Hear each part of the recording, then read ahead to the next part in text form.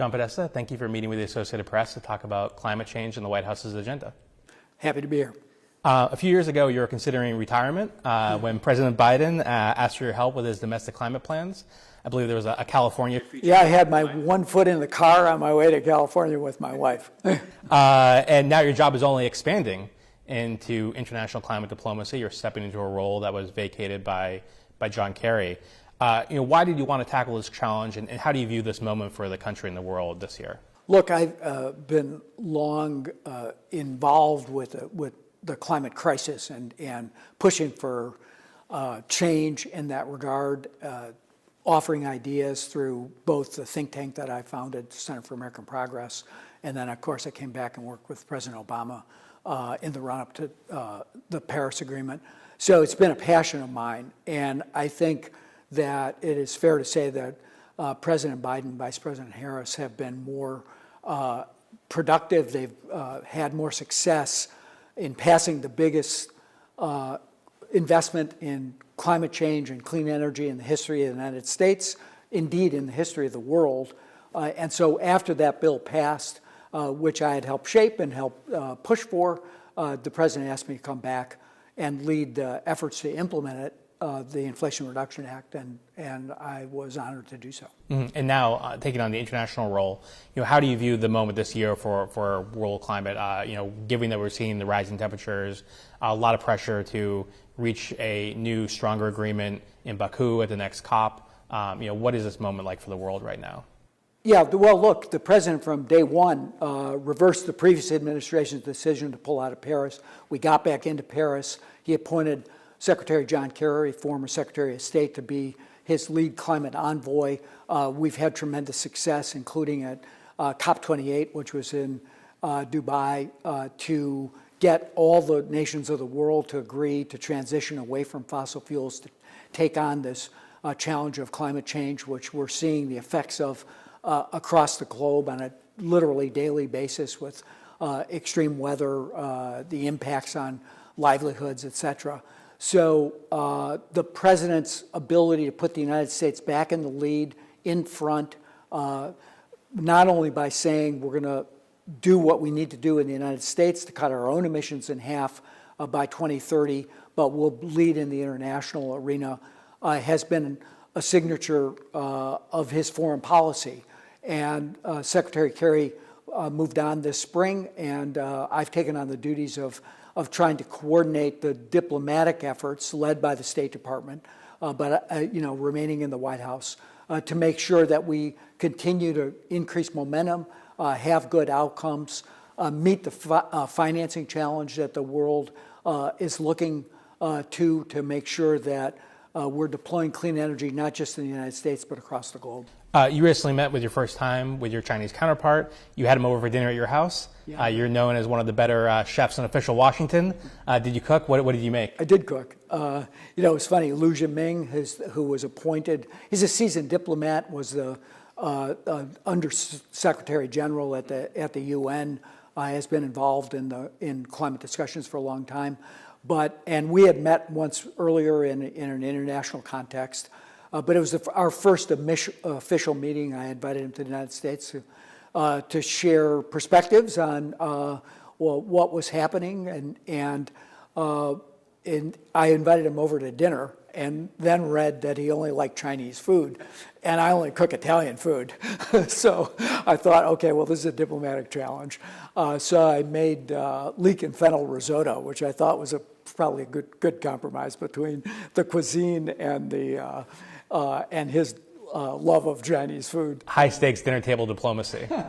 It was, in the end of the day, personal relationships only go so far, but they are important in terms of building the level of trust that each side is telling the other what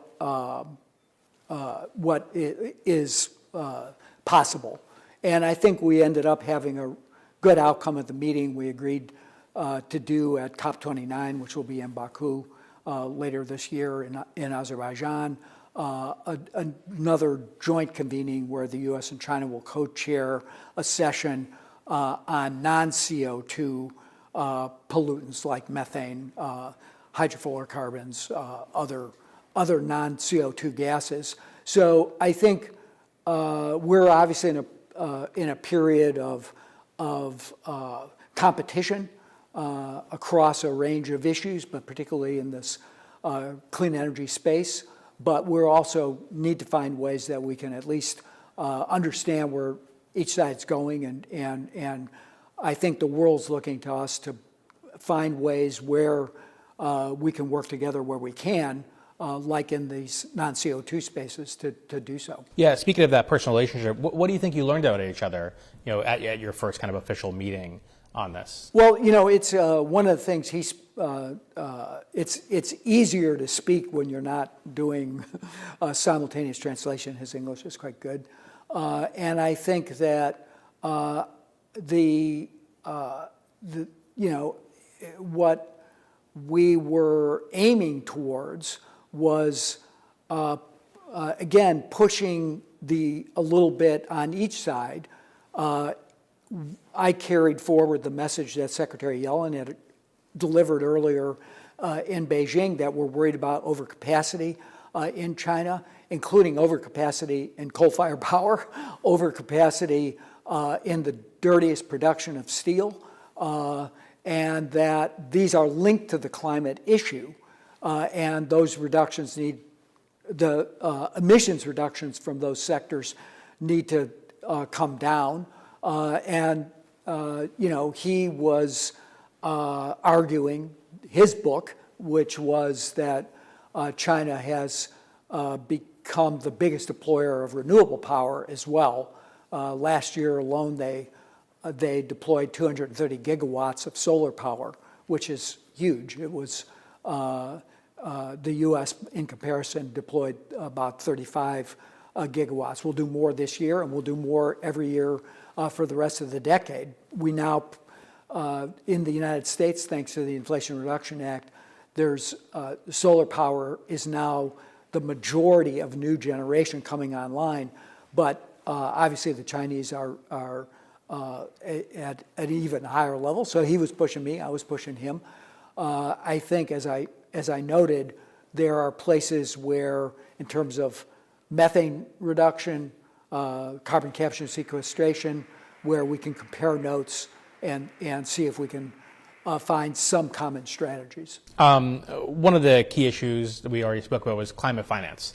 A report came out saying that the wealthy countries were 2 years late in hitting their $100 billion per year target, but they did exceed it a little bit recently.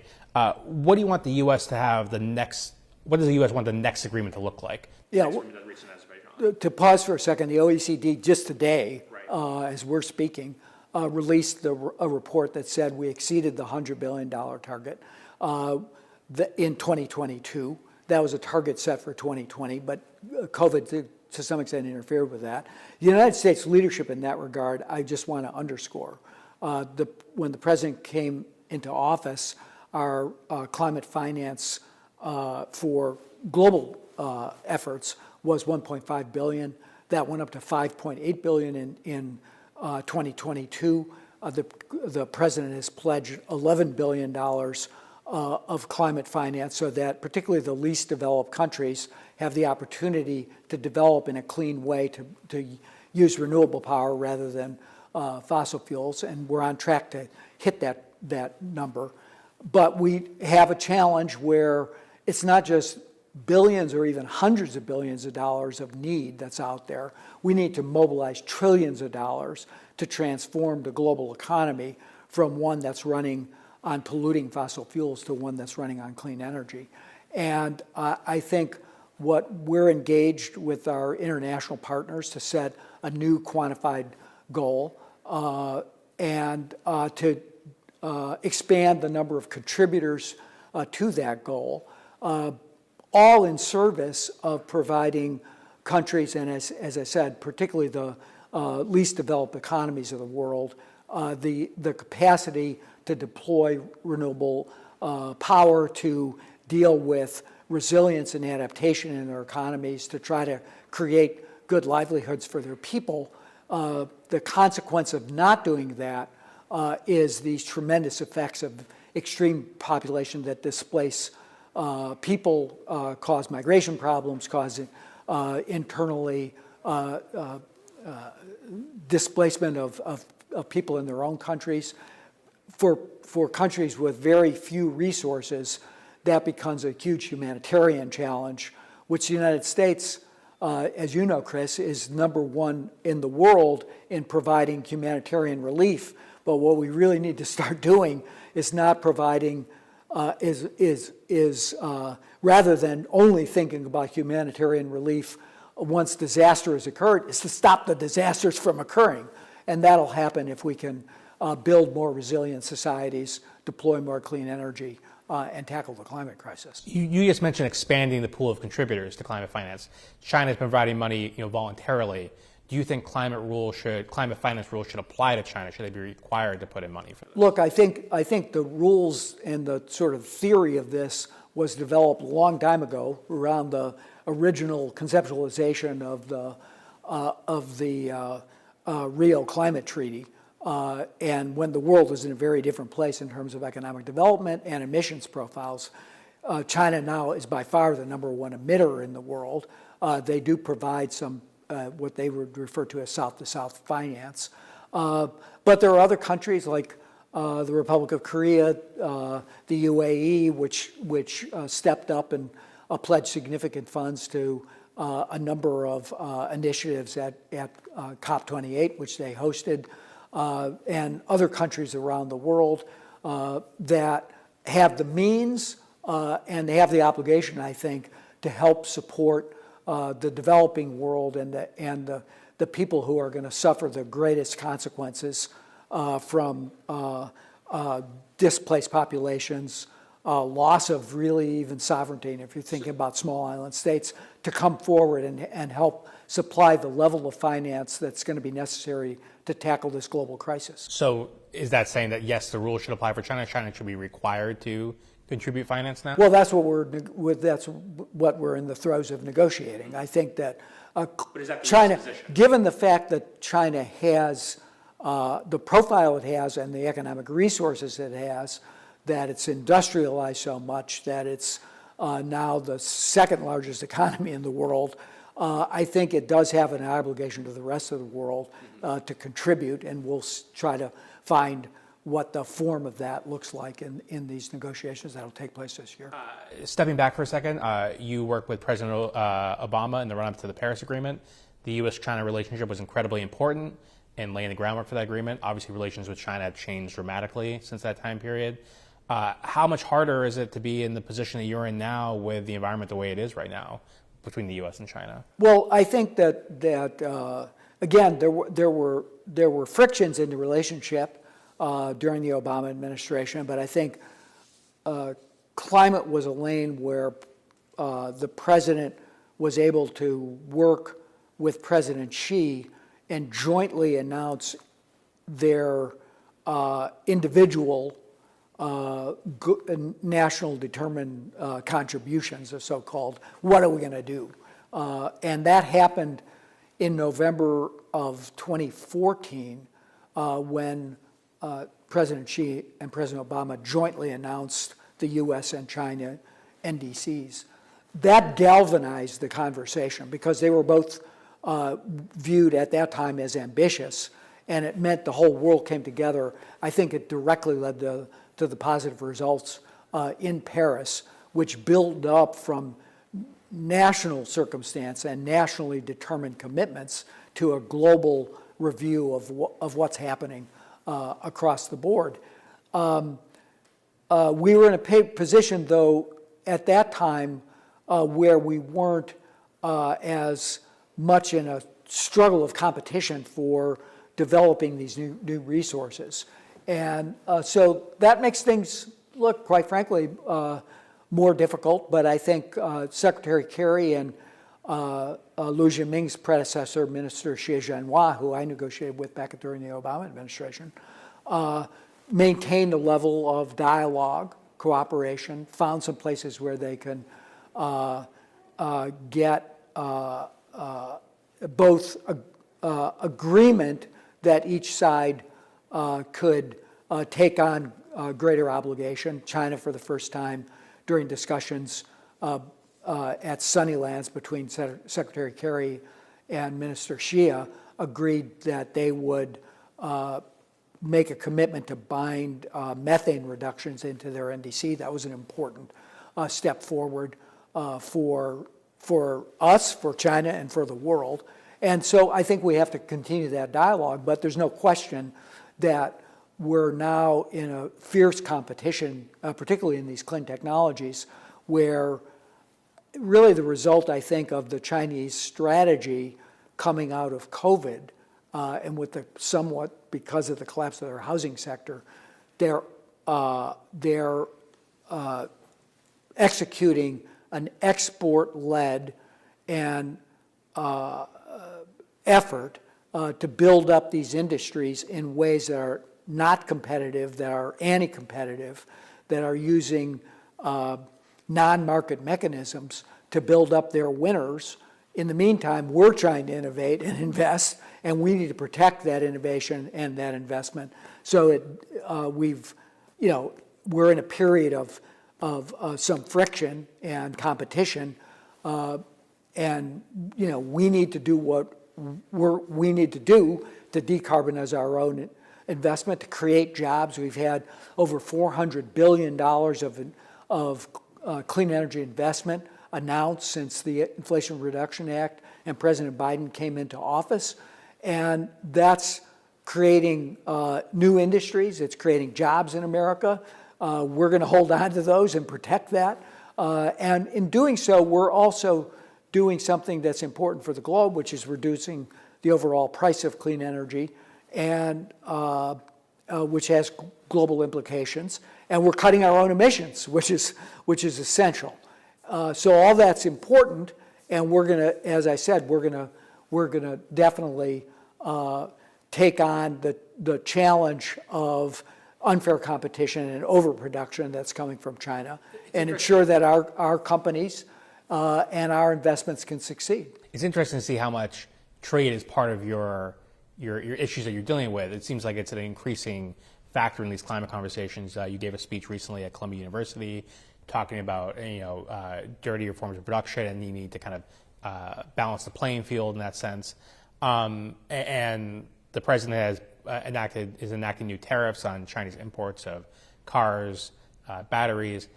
Do you view these trade disputes as on a collision course with climate goals? Are these things at odds with each other? Well, look, what I said at Columbia, and what the president believes, is that what we need to do is align the international economic system so we have a race to the top. There's a lot of emissions that are embodied in the tradable goods, in things like steel, aluminum, glass, chemicals. The means of production of those things can be clean or they can be dirty. If under existing rules we favor the dirty imports, then we're not meeting our climate goals. So what we need to do is change that system so that we have a race to the top, so that we have the cleanest forms of production, so that we can really innovate in things like green steel, green aluminum. I use the example of we've lost a significant amount of aluminum production to China. The production in China is 60% more carbon intensive than producing aluminum in the United States or in Canada. So if we don't get to a situation where we're taking account of the way we're producing these goods, not just how we're moving the goods. We've had long discussions about how to reduce emissions from shipping, from marine fuels, from air traffic and aviation fuels, and we're investing a lot here in sustainable aviation fuels and new ways of producing fuel that are fossil fuel and carbon dependent. But it's the goods themselves that embody 25% of global emissions, and so we have to tackle that question. And I think that That's a conversation that's going on amongst our trading partners as well in Europe, in the UK, in Canada, and Australia. But we need a mechanism that we don't favor the dirtier means of production and therefore undermine the clean production that we're trying to incentivize in the United States. And Europe is obviously working on its own mechanism. Are tariffs that mechanism? Is there another mechanism the U.S. is going to propose? Is that something that's kind of under negotiation right now? Or is this something that has to happen at the World Trade Organization at an international level? Well, right now we have a bilateral set of negotiations or conversations going on specifically on steel and aluminum with the EU. But in the end of the day, what we're doing is this summer is a lot of technical work to ensure that we really understand the emissions profile. That this is pretty technical. That's embodied in those goods, in cement, in steel, in plastics, in aluminum, in glass, and then to begin to create mechanisms by which we're pushing not only our own producers through both incentives and mechanisms to through on the regulatory side, but we're not permitting the dumping of high carbon produced versions of those same goods into the U.S. market. I call it carbon dumping. You know, I think that's a concept. Dumping is a concept that, you know, the trade aficionados kind of understand, that where you unfairly support your own production and then you dump it into somebody else's market. Well, that can happen by unfairly subsidizing that production, but it can also happen by just not taking account of the emissions profile and the harm that's causing to the planet. If you don't take account of that and you permit that to be dumped into jurisdictions like the United States or Europe that are trying to reduce their emissions, that's itself a problem. Tariffs on Chinese imports of batteries and cars could create a window of opportunity for U.S. automakers to escalate their own innovations with electric vehicles. Do you think the industry is taking advantage of that window of opportunity? Are things happening fast enough to meet climate goals? Yeah, well, look, I think we've seen a huge set of investments in batteries, in critical minerals, in domestic production. There's already been announced under President Biden's leadership $168 billion of investment. And that's happening across the board in the U.S. With partners from Japan and Korea, particularly in the battery supply chain, in other companies, European and Japanese and Korean automakers coming here to make cars for the North American market, that are also building the attendant and investment in building batteries here. We have a challenge, quite frankly, in that how much the Chinese control the critical mineral supply chain, but we're even seeing a significant investment to change that. A lot of opportunity to do domestic supplies of lithium, for example. You're not troubled by the slight drop-off in sales or changes in production for electric vehicles? Well, look, I think that there's been a shift a little bit from full EVs to plug-in hybrid EVs. We're still seeing enormous momentum in that marketplace. Last year alone, there was 1.4 million vehicles sold. Consumers can take advantage now at the point of sale to get the credits that are included in the Inflation Reduction Act to get up to $7,500 off an EV or a plug-in EV if they meet certain standards. So we're seeing continued momentum. It's maybe not quite as fast as people anticipated, but it's very strong, very forward-moving, and I think the companies are fully committed to that transition to electrification. Why this is so important is because that is now the highest emitting sector. So if you care about the climate, you've got to find a way to reduce the emissions particularly from the transportation sector. And those incentives combined with new rules that came from the EPA, the Transportation and Energy Departments, are creating the framework to move to both lowering the emission profile of internal combustion engines, but also to incentivize the production of electrified or plug-in hybrid electrified vehicles. And we see that as the future, and it needs to be the future because, as I said, it's the highest emitting sector. We have done a good job of beginning the transition to 100% clean power sector, but these other sectors, industry, buildings, agriculture and forestry, transportation, also need to be. We need to remove essentially the carbon footprint from those sectors if we're going to stabilize the atmosphere and avoid the worst catastrophic effects of climate change. Speaking of emissions targets, overall, the U.S. is not currently on track to hit its 2030 target. What is it going to take to close that gap? I'm confident that we can do that. We've done an enormous amount already. The Inflation Reduction Act alone, it's been estimated, will reduce emissions by up to 42% against 2005 baseline. And that in combination with the rules from EPA, with our aggressive use of procurement standards, our partnership with the states and local governments, our ability to incentivize consumer behavior. There's a lot of cost savings that comes from moving towards more efficient appliances. We're really just about to launch the first availability of rebates for consumers. These are programs that will be run by the states, but the first states are lined up to start this.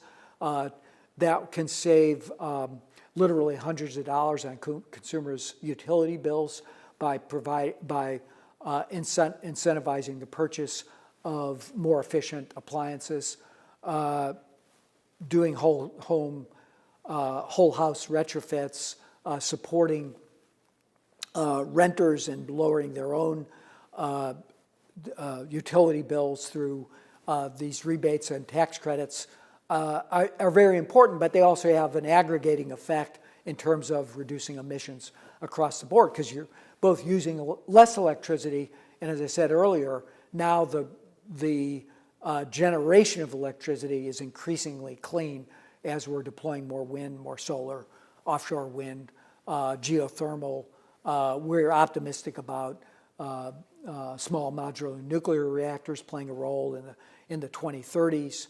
We just had two large units come online, the Vogtle units in that Georgia Power Commission. So we're building up both clean power, but we also need to use that power more efficiently. And I think that's a good news story. It's put more than 270,000 people to work in good-paying jobs. It's created a manufacturing renaissance in the country. It's reducing consumer prices.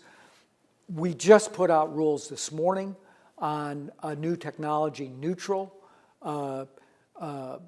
production and investment tax credit in the power sector, which itself will reduce overall, by 2035, will reduce the price of electricity for consumers by $34 billion. Those are major investments that will reduce the cost of electricity and cut air pollution by 20% and reduce total emissions by 300 to 400 million tons of CO2. So this is obviously an election year. Control of the White House could change after November. How much are these climate programs protected from a change in administrations if there was to be a change?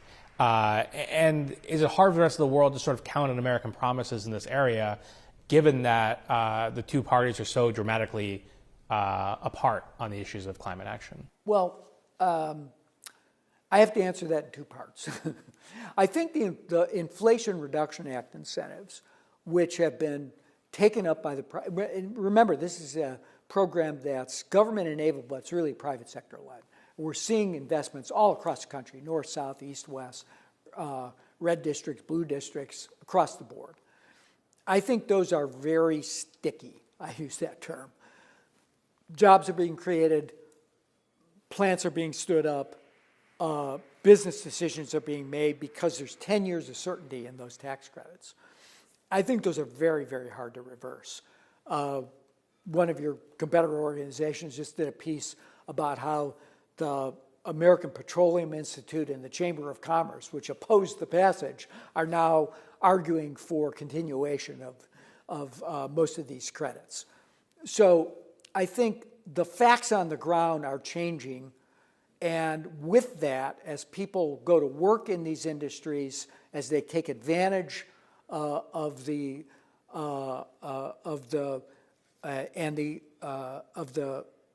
investments that are coming to their communities and see the results of lowering pollution across the board, I think they're very hard to reverse. There are other things that absolutely are being contested. And we saw what happened in the last administration. The president pulled out of Paris.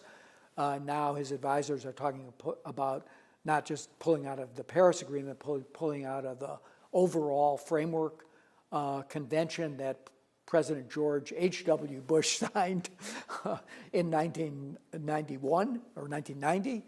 And so you're seeing a reversal of U.S. leadership at the global level, and certainly an attempt to reverse the actions that, for example, the EPA is taking to clean up the air, clean up the water, et cetera. A sort of carte blanche to the polluters to say anything goes. Those things matter. Voters can make a judgment about whether they matter to them. They certainly matter to the planet, and but I draw a distinction between that and the investments that are in the Inflation Reduction Act, which I think are popular and here to stay.